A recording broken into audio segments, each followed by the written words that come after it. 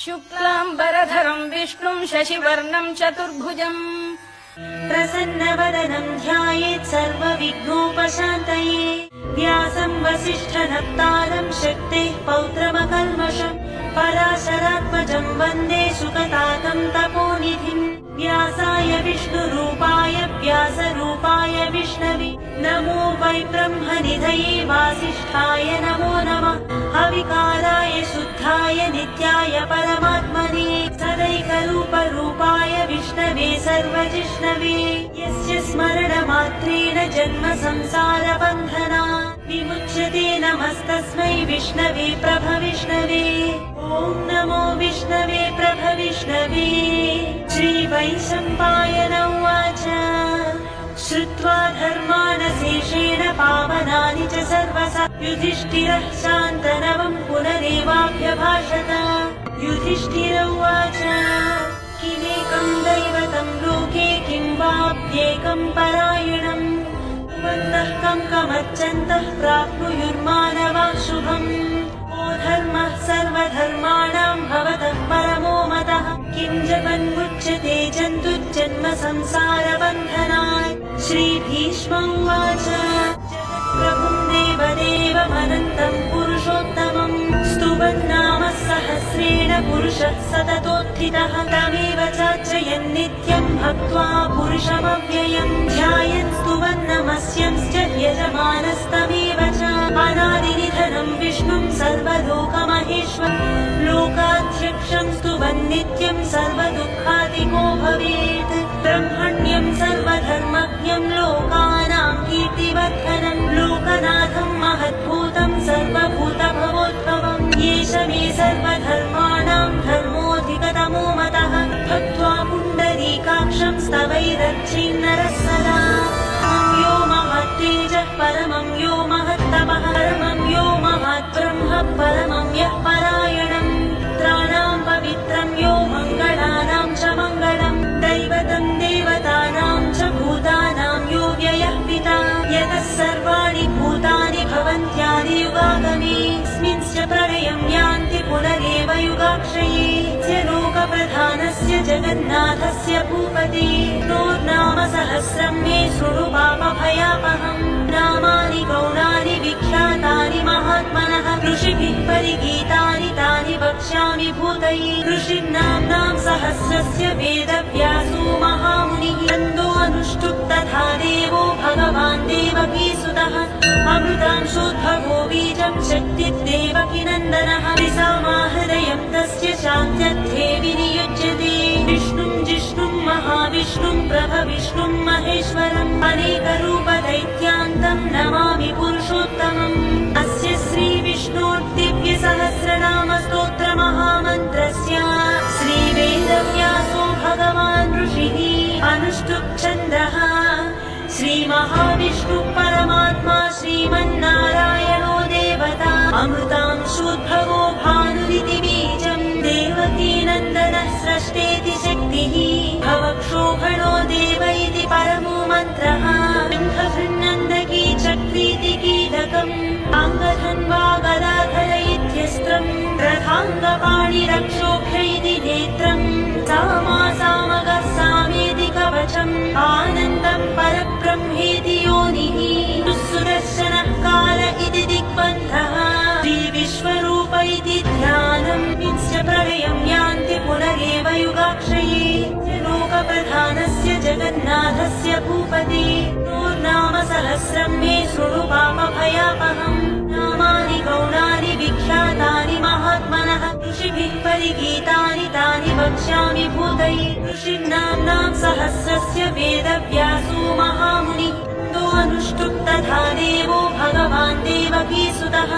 अमृतांशोद्भवो बीजं शक्तिर्देवकीनन्दनः त्रिसामाहृदयं तस्य शान्त्यर्थे विनियुज्यते विष्णुं जिष्णुं महाविष्णुं प्रभविष्णुं महेश्वरम् अनेकरूपदैत्यान्तं नमामि पुरुषोत्तमम् अस्य श्रीविष्णोर्दिव्यसहस्रनामस्तोत्रमहामन्त्रस्य श्रीवेदव्यासो भगवान् ऋषिः अनुष्टुप् छन्दः श्रीमहाविष्णुः परमात्मा श्रीमन्नारायणो देवता अमृतांशोद्भवो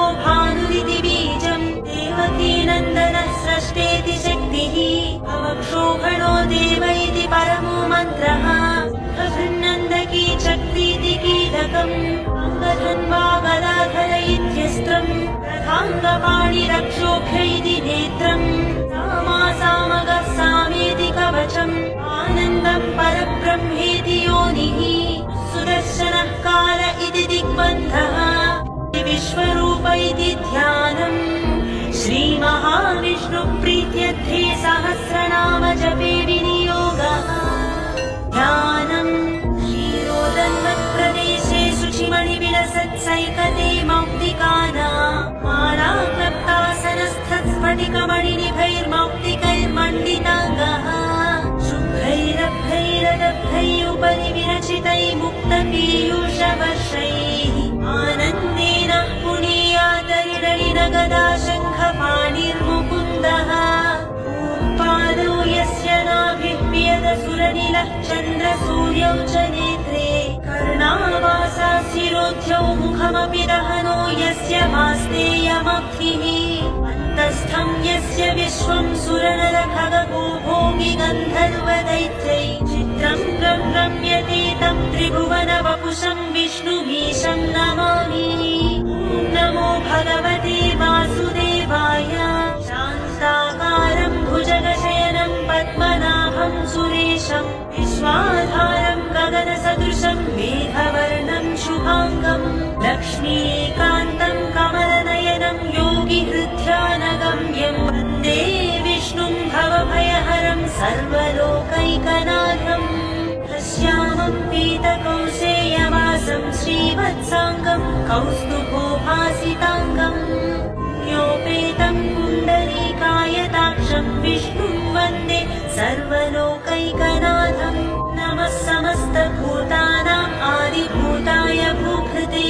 अनेकरूपरूपाय विष्णवे प्रभविष्णवे सशङ्खचक्रं सकिरीटकुण्डलं सपीतवस्त्रं सरसीरुहेक्षणम् हारवक्षस्थलशोभिकौस्तुभं नमामि विष्णुं शिरसा चतुर्भुजम् छायायां पारिजातस्य हेमसिंहासनोपरि असीनमम्बुदश्याममायताक्षमलङ्कृतम् चन्द्राननं चतुर्बाहुं श्रीवत्साङ्कितवक्षसम् रुक्मिणी सत्यभामाभ्यां सहितं कृष्णमाश्रये विश्वं विष्णुर्वषट्कारो भूतभव्यभवत्प्रभु भूतकृद्भूतभृद्भावो भूतात्मा भूतभावनः भूतात्मा परमात्मा च मुक्तानां परमागति अव्ययः पुरुषः साक्षी क्षेत्रज्ञोऽक्षर एव च योगो योगविदां नेता प्रधानपुरुषेश्वरः नारसिंहवपुः श्रीमान् केशवः पुरुषोत्तमः सर्वस्यर्वशिवस्थाणुर्भूताधिर्निधिरव्ययः सम्भवो भावनो भर्ता प्रभवः प्रभुरीश्वर स्वयं भूशम्भुरादित्यः पुष्कराक्षो महास्वनः अनादिनिधनो धाता विधाता धातुरुत्तमः अप्रमेयो हृषीकेश पद्मनाभो मरप्रभुः विश्वकर्मा मनुस्त्वष्टस्थविष्ठस्थविरो ध्रुवः अग्राह्य शाश्वतो कृष्णो लोहिताक्षप्रदत्तनः प्रभूतस्त्रिकपुंहाम पवित्रं मङ्गलं परम् ईशानः प्राणदः प्राणो ज्येष्ठः श्रेष्ठः प्रजापतिः हिरण्यगर्भो भूगर्भो माधवो मधुसूदनः ईश्वरो विक्रमी धन्वी मेधावी विक्रमक्रम अनुत्तमो दुरादर्श कृतज्ञः कृतिरात्मवा सुरेशः शरणं शर्म विश्वरेता प्रजाभव अहः संवत्सरो व्यालः प्रत्ययः सर्वदर्श अजः सर्वेश्वरः सिद्धः सिद्धि सर्वादिरच्युतः वृषाकपिरमेयात्मा सर्वयोगविनिश्रुतः वसुर्वसुमनः सत्यः समात्मा संवितः अमोघः पुण्डरीकाक्षो वृषकर्मा वृषाकृतिः रुद्रो बहुशिरा बभ्रुर्विश्वयोनिः शुचिस्रवा अमृतः शाश्वतस्थाणुर्वरारोहो महातपा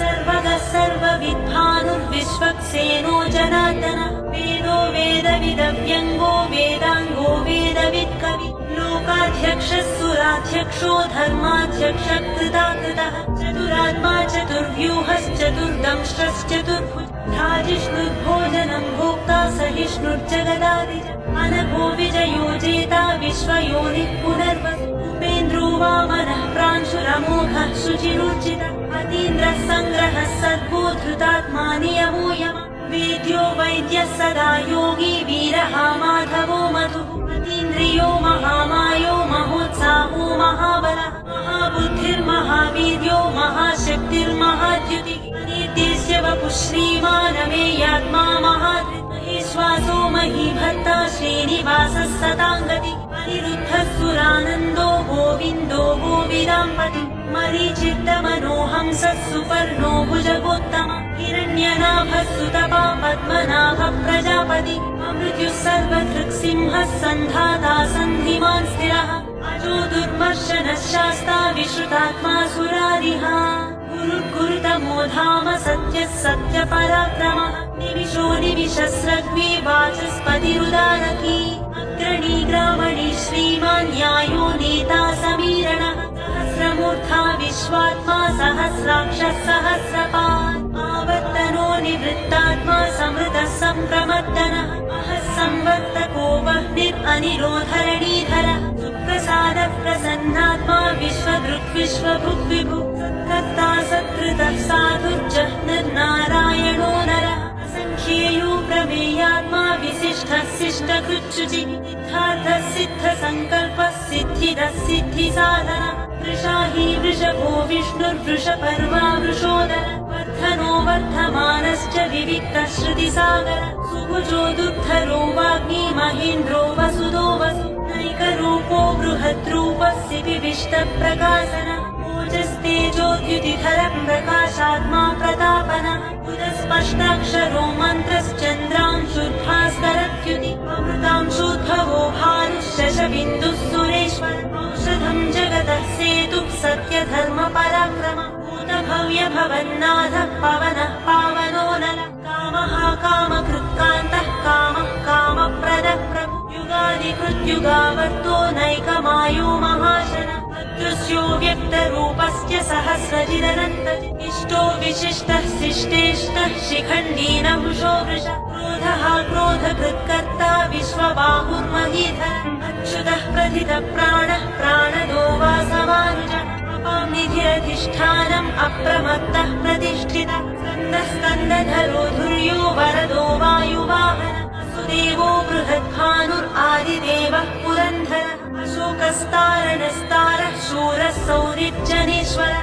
अनुकूलश्च तावन्तः पद्मी पद्मनिभेक्षणः पद्मनाभोरविन्दाक्षः पद्मगर्भः शरीरभृत् महद्भिर्वृद्धो वृद्धात्मा महाक्षो गरुडध्वजः अतुलः शरभो भीमः समयज्ञो हविर्हरि सर्वलक्षणलक्षण्यो लक्ष्मीवान् समितिञ्जय विक्षरो रोहितो मार्गो हेतुर्दामोदरः सः महीधरो महाभागो वेगवानमितासनः उद्भवक्षोणभो देवः श्रीगर्भः परमेश्वरः करणम् कारणम् कर्ता विकर्ता गहनो गुहः व्यवसायो व्यवस्थानः संस्थानस्थानदो ध्रुवः परद्धिः परमस्पष्टः तुष्टः पुष्टः सुभीक्षणः रामो विरामो विरजो मार्गो नेयो नयो नय वीरः शक्तिमतां श्रेष्ठो धर्मो धर्मविदुत्तमः वैकुण्ठः पुरुषः प्राणः प्राणदः प्रणवः ऋतुः हिरण्यगर्भः शत्रुघ्नो व्याप्तो वायुरधोक्षजः ऋतुः सुदर्शनः कालः परमेष्ठी परिग्रहः उग्रः संवत्सरो दक्षो विश्रामो विश्वदक्षिणः कारस्थावरस्थाणुः प्रमाणम् बीजमव्ययम् अर्थो नर्थो महाकोशो महाभोगो महाधनः अनिर्विण्णः स्थविष्ठो भूधर्मो यूपो महामखः नक्षत्रनेमिर्नक्षत्री क्षमः क्षामः समीहनः यज्ञयुज्यो महेज्यश्च क्रतुः सत्रम् सताङ्गतिः सर्वदर्शी विमुक्तात्मा सर्वज्ञो ज्ञानमुत्तमम् सुव्रतः सुमुखः सूक्ष्मः सुघोषः सुखदः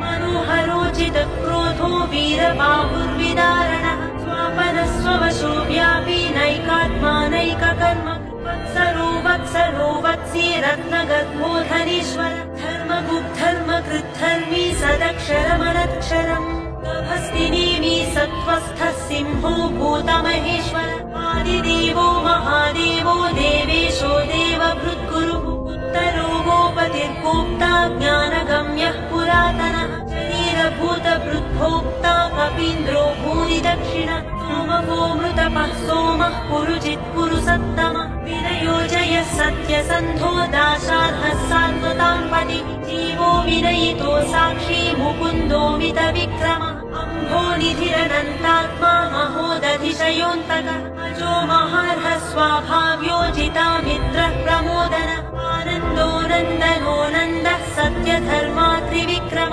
महर्षि कपिलाचार्यः कृतज्ञो मेदिनीपतिः त्रिपदस्त्रिदशाध्यक्षो महाशृङ्गः कृतान्तकृतजिरनन्तजित् इष्टो विशिष्टः शिष्टेष्टः शिखण्डी गुह्यो गभीरो गहनो गुप्तश्चक्रगदाधर वेधाश्वाङ्गोजितः कृष्णो दृढः सङ्कर्षणोच्युतः वरुणो वारुणो वृक्षः पुष्कराक्षो महामनाः भगवान् भगहानन्दी वनमाली हलायुधः आदित्यो ज्योतिरादित्यः सहिष्णुर्गति सत्तमः सुधन्वा खण्ड परशुर्दारुणो द्रविणप्रदः दिवस्कृत् सर्वदृग्यासो वाचस्पतिरयो निजः त्रिसामा सामगः साम निर्वाणं भेषजं भिषक् सन्न्यासकृच्छमः शान्तो निष्ठा शान्तिः परायणम् शुभाङ्गः शान्तिरस्रष्टा कुमुदः कुवलेशय गोहितो गोपतिर्गोप्ता वृषभाक्षो वृषप्रियः अनिवर्ती निवृत्तात्मा संक्षेप्ताक्षेमकृच्छिवः श्रीवत्सवक्षा श्रीवासः श्रीपतिः श्रीमताम्बरः श्रीधः श्रीशः श्रीनिवासः श्रीनिधिः श्रीविभावन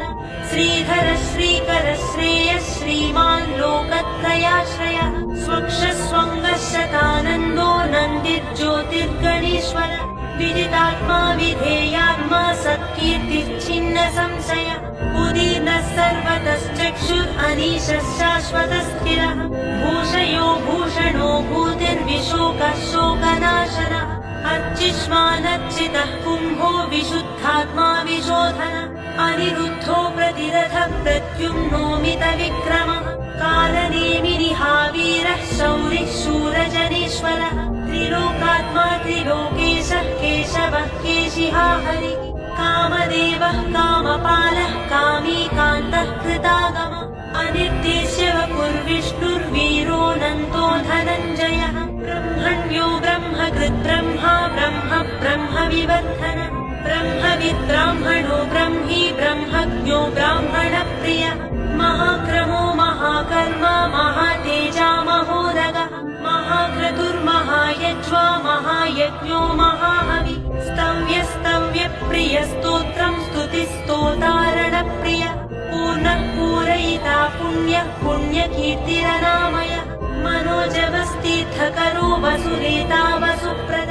वसुप्रदो वासुदेवो वसुर्वसुमनाहविः सद्गतिः सत्कृतिः सत्ता सद्भूतिः सत्परायणः शूरसेनो यदुश्रेष्ठः सन्निवासः सुयामुनः भूतावासो वासुदेवः सर्वासुनिलयो नरः दर्पः दर्पदो दृप्तो दुर्धरोधा पराजितः विश्वमूर्तिर्महामूर्तिर्दीप्तमूर्तिरमूर्तिमा अनेकमूर्तिरव्यक्तः शतमूर्तिः शताननः एकोनैकः सवः कः किं यत्तत् परमनुत्तमम् लोकबन्धुर्लोकनाथो माधवो भक्तवत्सलः सुवर्णवर्णो हेमाङ्गो वराङ्गश्चन्दनाङ्गदी वीरः विषमः शून्यो घृता क्षीरचलश्चलः अमानीमानदो मान्यो लोकस्वामी त्रिलोकधृत् सुमेधा मेधजो धन्यः सत्यमेधाधराधरः तेजो वृषोद्युतिधरः सर्वशस्त्रभृताम्बरः प्रग्रहो निग्रहो व्यग्रो नैकः शृङ्गो गदाग्रजः चतुर्मूर्तिश्चतुर्बाहुश्चतुर्व्यूहश्चतुर्गतिः चतुरात्मा चतुर्भावश्चतुर्वेदविदेकपात् समावर्तो निवृत्तात्मा दुर्जयो दुरतिक्रमः दुर्लभो दुर्गमो दुर्गो दुरावासो दुरारिहा शुभाङ्गो लोकसारङ्गः सुतन्तुस्तन्तुवर्धनः इन्द्रकर्मा महाकर्मा कृतकर्मा कृतागमः उद्भवः सुन्दरः सुन्दो रत्ननाभः सुलोचनः अर्को वाजसनः शृङ्गी जयन्तः सर्वविजयी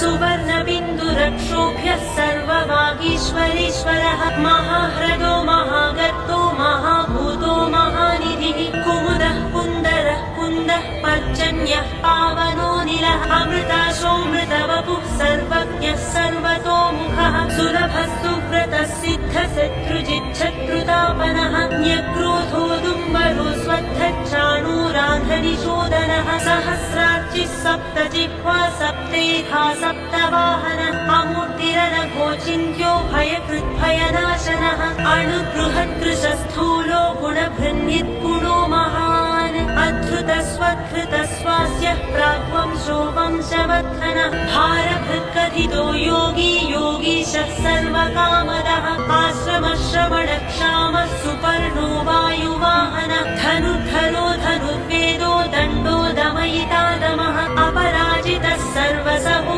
नियन्ता नियमो यमः सत्त्ववान् सात्विकः सत्यः सत्यधर्मपरायणः अभिप्रायः प्रियार्होर्हः प्रियकृत्प्रीतिवर्धनः विहाय सरतिर्ज्योतिः सुरुचिर्हुतभुग्विभुः रविर्विरोचनः सूर्यः सवितारविलोचनः अनन्तो हुतभुग्भोक्ता सुखदो नैकजोऽग्रजः अनिर्विण्णः सदामर्षि लोकाधिष्ठानमद्भुतः सनातनतमः कपिलः कपिरव्ययः स्वस्तिदः स्वस्तिकृत् स्वस्ति स्वस्ति भुक् स्वस्ति दक्षिणः अरौद्रः कुण्डली चक्री विक्रम्योर्जितशासनः शब्दातिगः शब्दसः शिशिरः सर्वरीकरः अक्रूरः पेशलो दक्षो दक्षिणः क्षविणाम्बरः विद्वत्तमो वीतभयः पुण्यश्रवणकीर्तनः उत्तारणो दुष्कृतिः पुण्यो दुःस्वप्ननाशनः वीरः रक्षणः सन्तो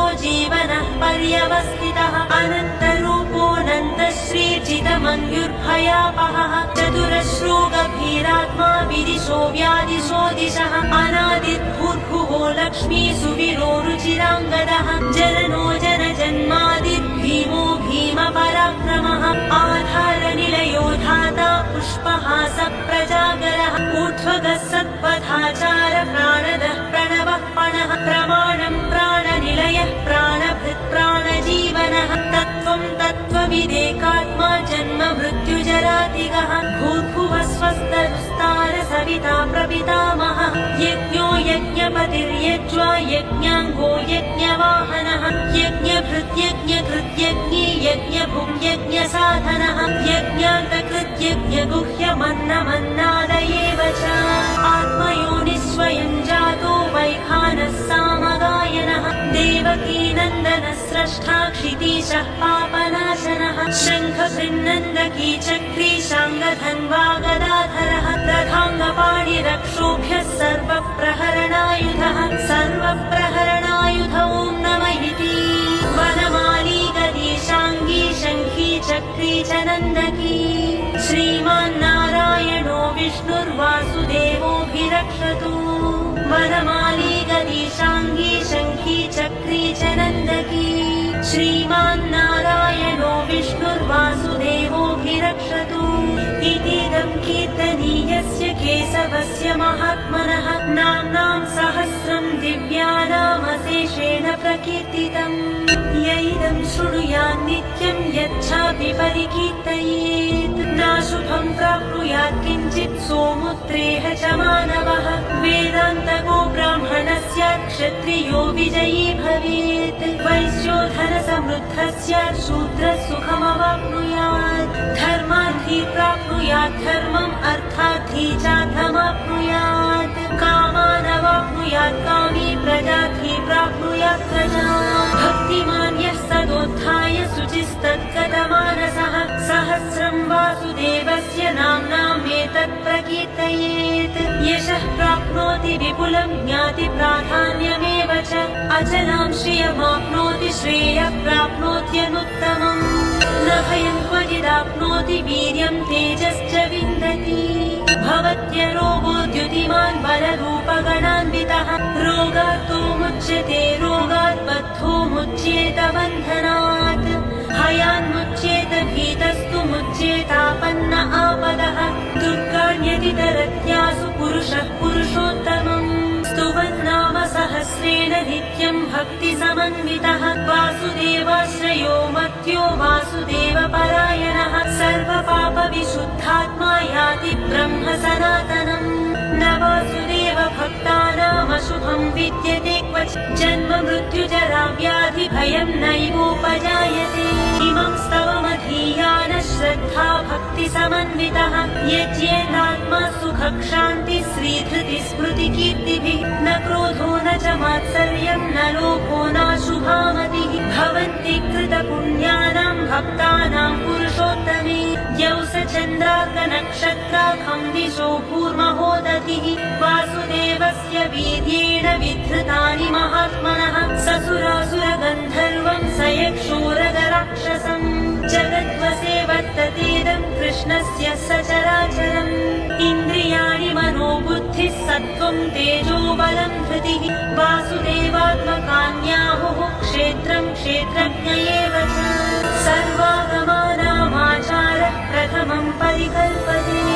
आचारप्रभवो धर्मो धर्मस्य प्रभुरच्युतः ऋषयः पितरो देवा महाभूतानि धातवः जङ्गमाजङ्गमं चेदं जगन्नारायणोद्भव योगो ज्ञानं तथा साख्यं विद्या शिल्पादिकर्म च वेदशास्त्राणि विज्ञानमेतत् सर्वं जनार्दनात् एको विष्णुर्महद्भूतं पृथग्भूतान्यनेकशः त्रीन् लोकान् व्याप्य भूतात्मा भुङ्क्ते विश्वभुगव्ययः इमं स्तवं भगवतो विष्णोर्व्यासेन कीर्तितम् पठेद्य इच्छेत् पुरुषः श्रेयः प्राप्तुं सुखानि च विश्वेश्वरमजं देवं जगतः प्रभुमव्ययम् भजन्ति ये पुष्कराक्षं न ते यान्ति पराभवम् न ते यान्ति पराभवमो नमः इति अर्जुन उवाच पद्मपत्रविशालाक्ष पद्मनाभसुरोत्तमा भक्तानामनुरक्तानां त्राता भव जनार्दन श्रीभगवानुवाच यो मां नाम सहस्रेण स्तोतुमिच्छति पाण्डव सोऽहमेकेन श्लोकेन स्तुत एव न संशयः स्तुत एव न संशय ॐ नमः इति व्यास उवाच वासनाद्वासुदेवस्य वासितं भुवनत्रयम् सर्वभूतनिवासोऽसि वासुदेव नमोऽस्तु ते वासुदेव नमोऽस्तु ॐ नमः इति पार्वत्युवाच केनोपायेन लघुना विष्णो नाम सहस्रकम् पठ्यते पण्डितैर्नित्यं श्रोतुमिच्छाम्यहं प्रभो ईश्वर उवाच श्रीराम राम रामेति रमे रामे मनोरमे सहस्रनाम तत्तुल्यं राम नाम वरानने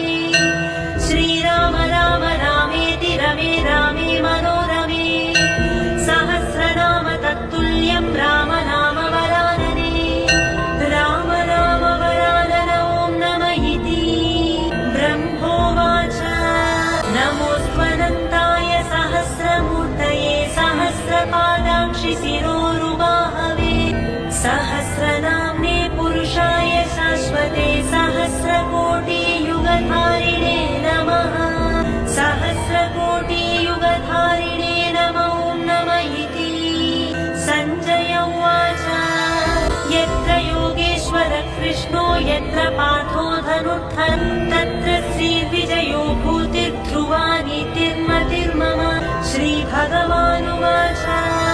अनन्याश्चिन्तयन्तो मां ये जना पर्युपासते तेषां नित्याभियुक्तानां योगक्षेमं वहाम्यहम् परित्राणाय साधूनां विनाशाय च दुष्कृतां धर्मसंस्थापनार्थाय सम्भवामि युगे युगे आर्ता विषण्णा शिथिलाश्च भीताः घोरेषु च व्याधिषु वर्तमाना सङ्कीर्त्य नारायण शब्दमात्रं विमुक्तदुःखा सुखिनो भवन्तु कायेन वाचा मनसेन्द्रियैर्वा बुद्ध्यात्मना वा प्रकृते स्वभावात् करोमि यद्यत् सकलं परस्मै